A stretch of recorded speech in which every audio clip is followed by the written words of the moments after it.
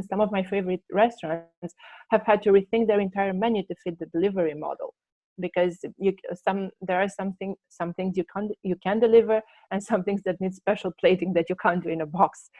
And I think they were able to do this, most of them, because they knew their clients very well, and they knew what they can deliver to their community. That's because they invested a lot in the very beginning, in the early days of their business. They invested a lot in getting to know what their customer needs. Hi all, welcome to Engati CX.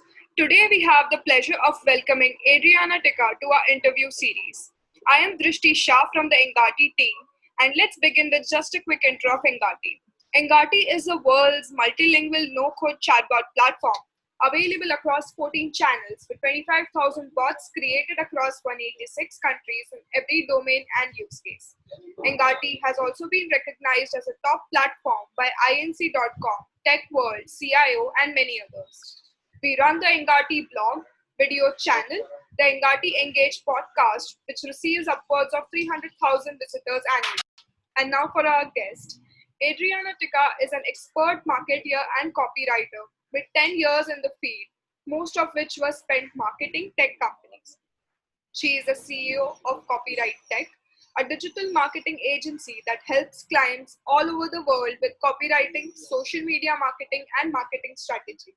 In October 2019, she also launched Copywritech, a digital marketing agency that provides SEO content writing strategy services to companies in the tech industry. So hi Adriana, we are really thrilled to have you on Engati. Hi Drishti, great to speak to you.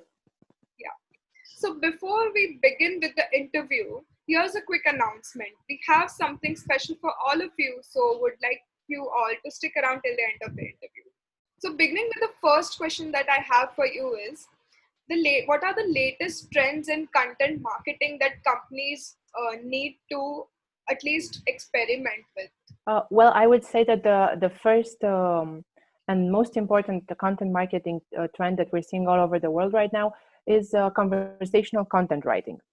In other words, writing as if you were speaking to a friend, kind of like we're doing right now, as if you were trying to explain a complicated concept to one of your friends or your peers. This is a trend that's mostly powered by the rise in use of voice assistants like Siri, like Alexa, and also by the rise of voice searches, because people have grown accustomed to perform voice searches. They are now translating their habits even into written searches. In turn, in content marketing, this translates to long tail keywords as opposed to short tail keywords. You want to optimize for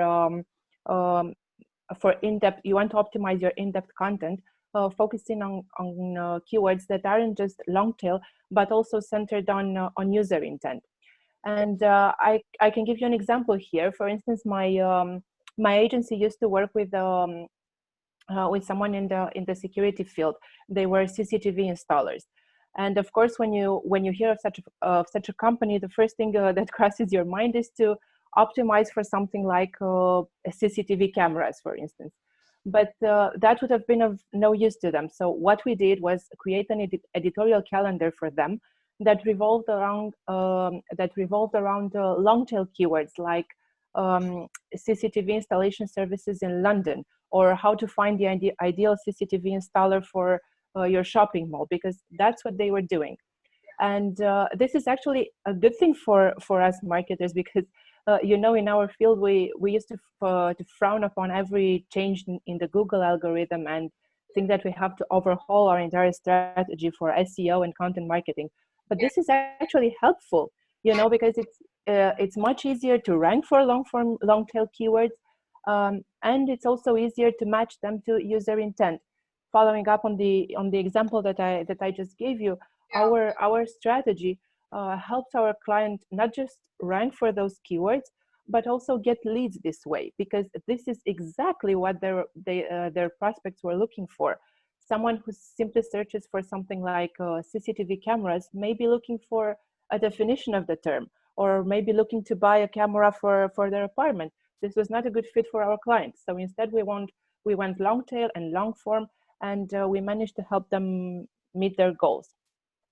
And speaking of long form, this is actually a good segue into the next trend I was planning to talk about, which is long form and in-depth content. It's thankfully the era of short articles that are keyword stuffed. It's gone.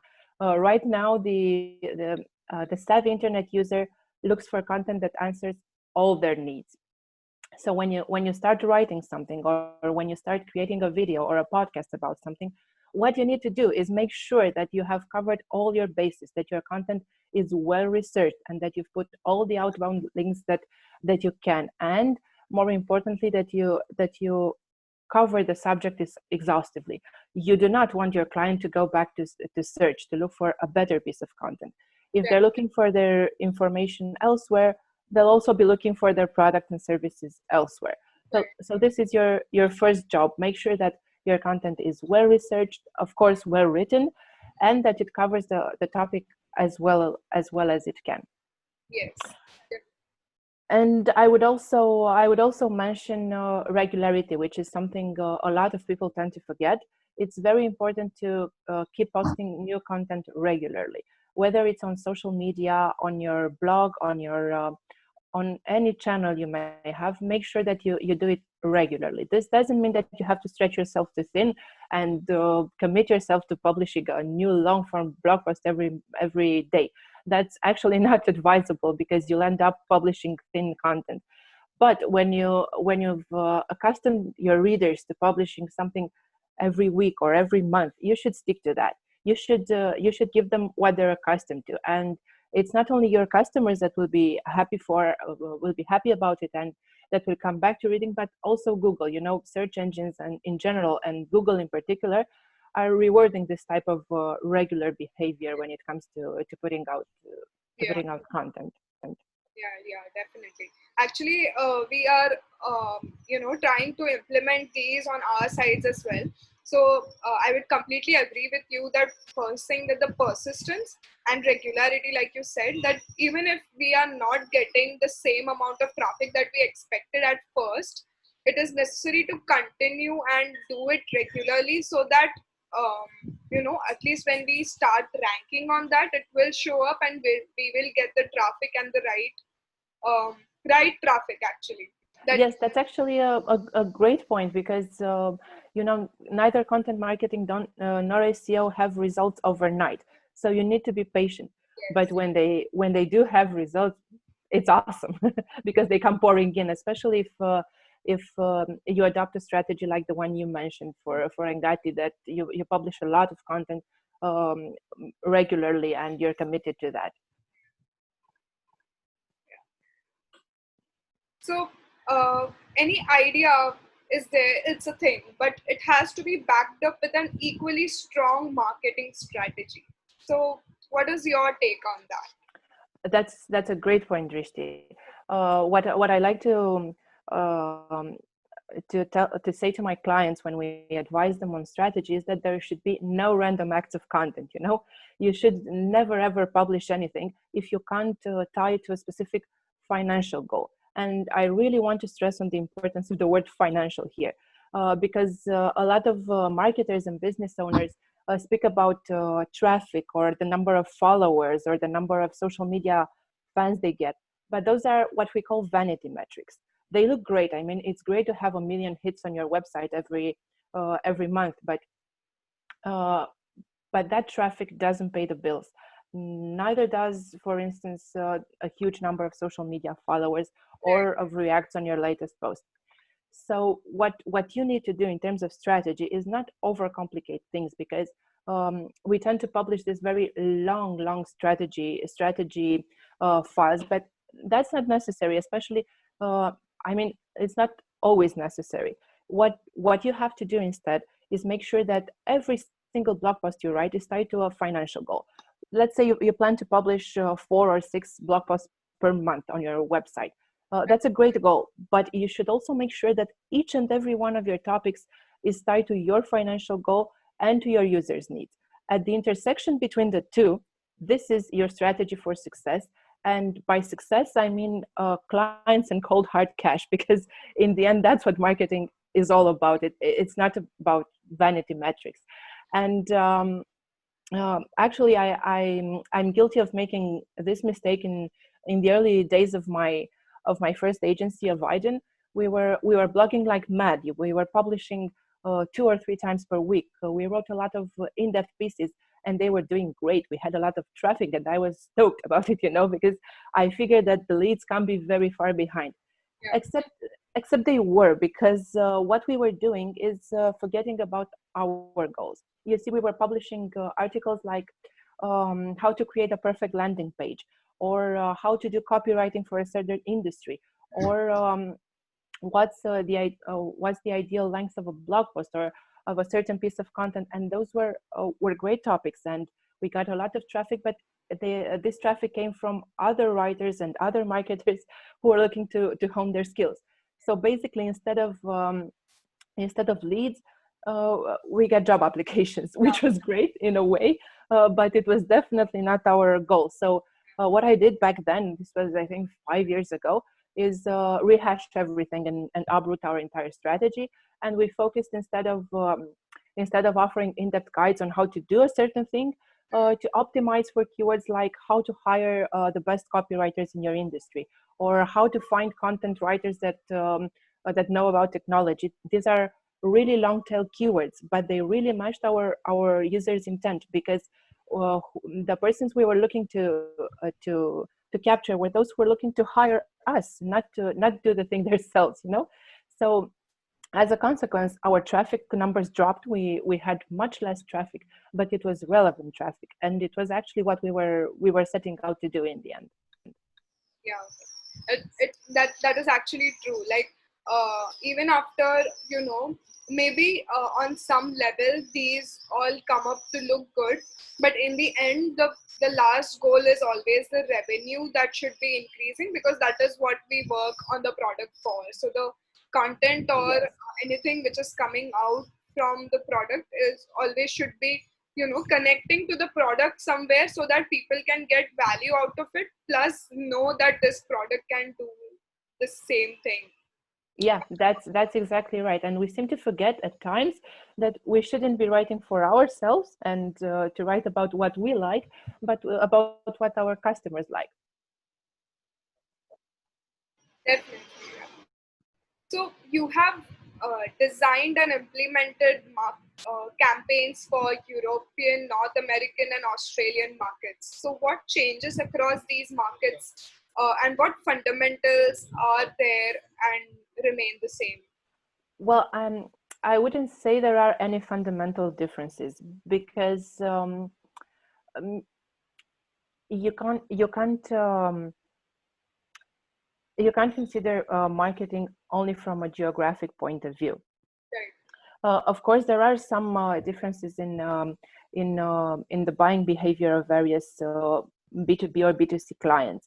For instance, I would say that in SaaS, we work with a lot of SaaS companies, and I would say that when they market something for American buyers, we find it that it's much easier to get them to try a new solution, because they are ready to embrace risk. If you have a great value proposition, they will try your tool.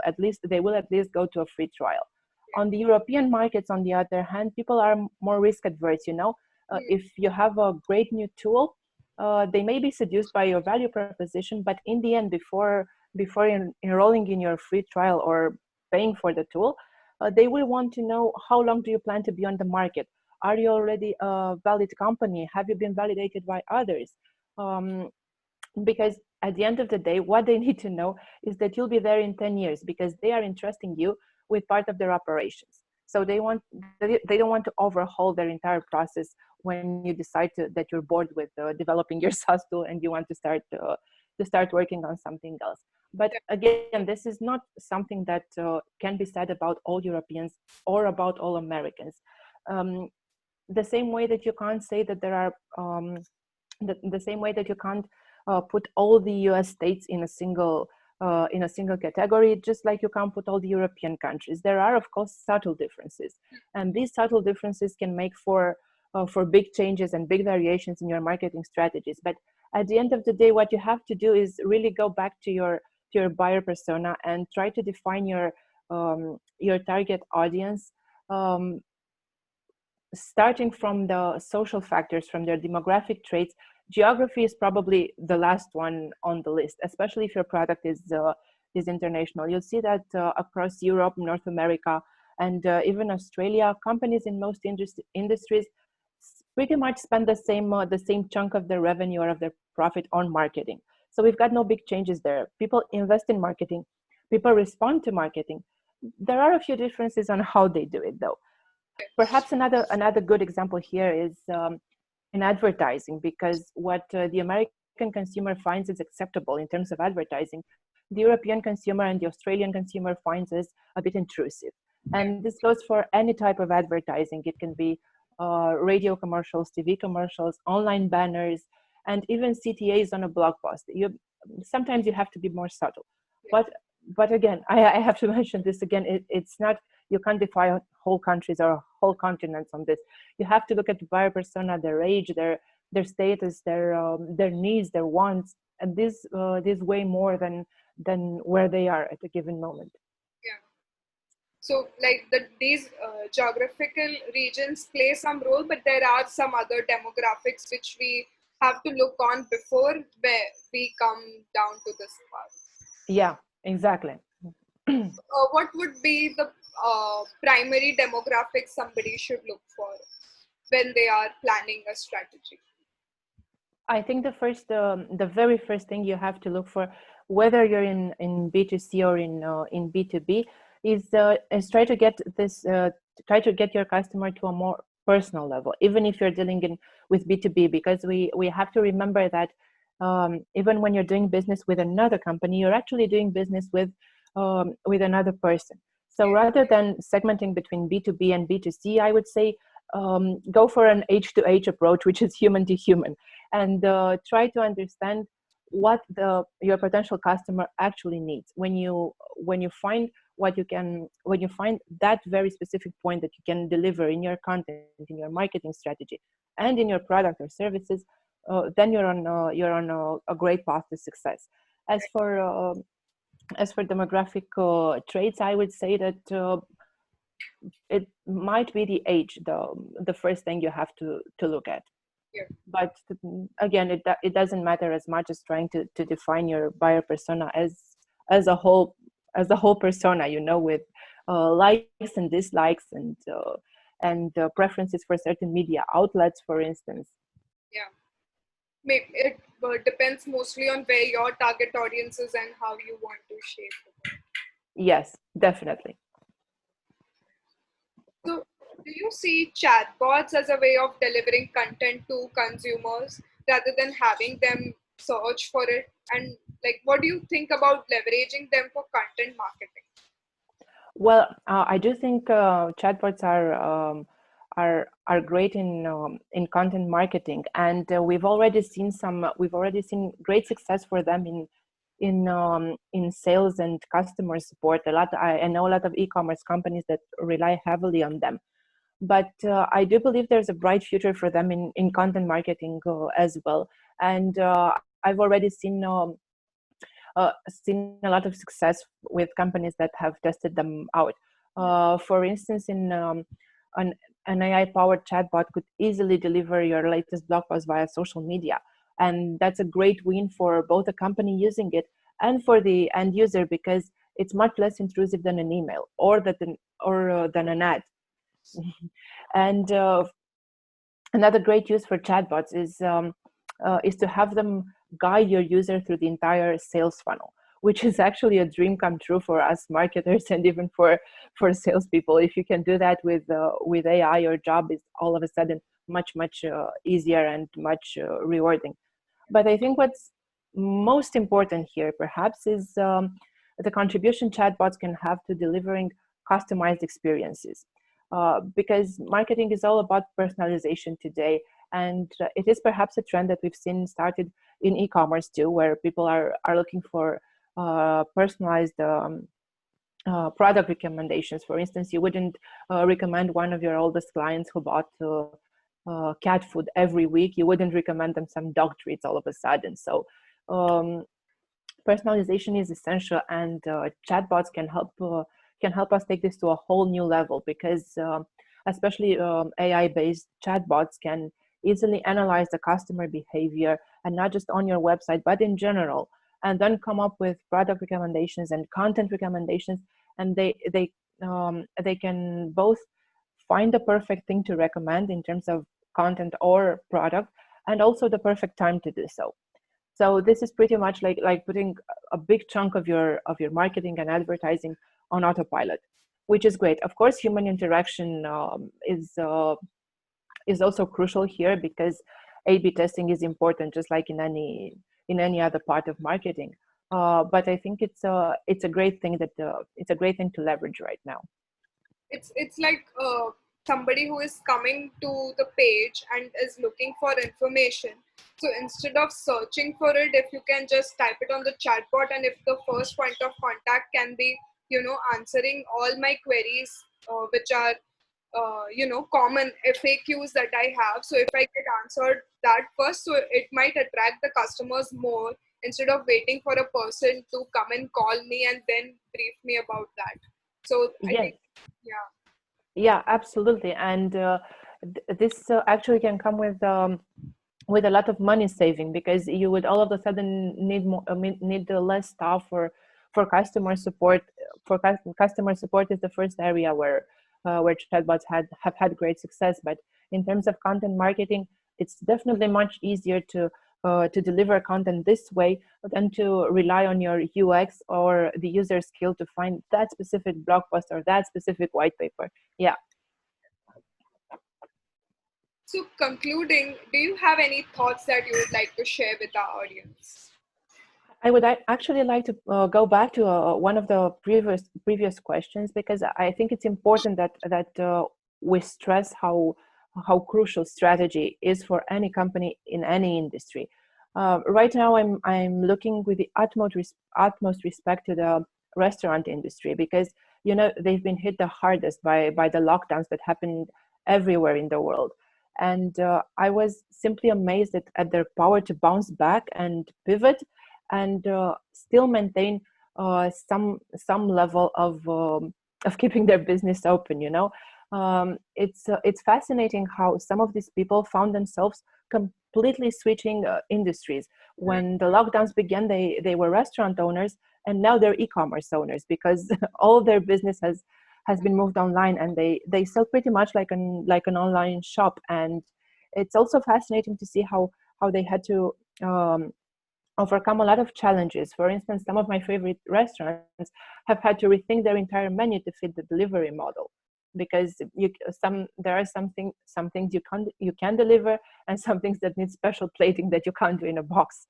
And I think they were able to do this, most of them, because they knew their clients very well, and they knew what they can deliver to their community. That's because they invested a lot in the very beginning, in the early days of their business. They invested a lot in getting to know what their customer needs, what they expect from them, and how they can deliver the best experience across channels. Because you could say that the restaurant owners have had an unfair advantage in the beginning, because they were able to sit at the same table with their customer and get to really know them on a personal level. This is something that us marketers in the online industry, we can't really do that much, but we can learn something from them, because the way I'm talking to you, I can do the same thing with a client, and get to learn more about their needs, and about what gets them to push the buy button. And despite the economic downturn and all the bad things that have come with this pandemic, I think there are still some very valuable lessons that we can take away from this, no matter how this whole thing ends. And the restaurant lesson is one that I'm sure that I, for one, will be using for years to come, because it's impressive, and you have to take your hat off in front of these amazing people who, if you come to think of it, didn't rely on technology all that much. Some of them didn't even have a great website when all this began. And in the span of a month or maybe less, they created a new website, an e-commerce platform. They partnered with delivery with delivery platforms. It's amazing the speed with which all this adaptability happened is amazing to me. Yeah, it is. It is definitely. It's inspiring how they have survived through the pandemic when they were hit the most. So Yeah. yeah, something to learn from them definitely. Yes. So thank you so much, Adriana, for giving us your time. I think your insights and the examples that you were giving are really valuable, and the audience is really going to enjoy this interview. Thank you too, Drishti. It was a pleasure talking to you. Yeah. So if you're stuck around for this long, we are excited to announce that our ebook, The Return to Normalcy, Work from Home to Return to Office, is out and available to download. Check the link in the description below for more details. We'll be back with a new episode with a brand new expert soon, so stay tuned and we'll see you around for the next one.